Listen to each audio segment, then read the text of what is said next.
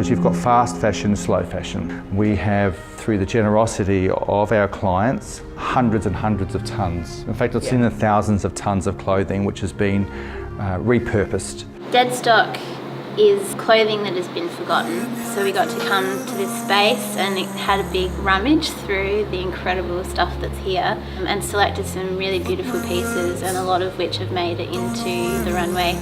It's a really great feeling to take something that's been forgotten and give it a chance to sort of be out.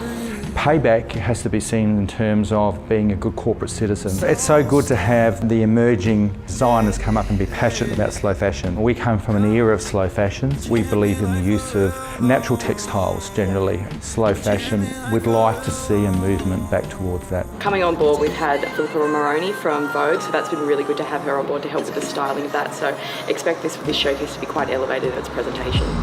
Give me life forever.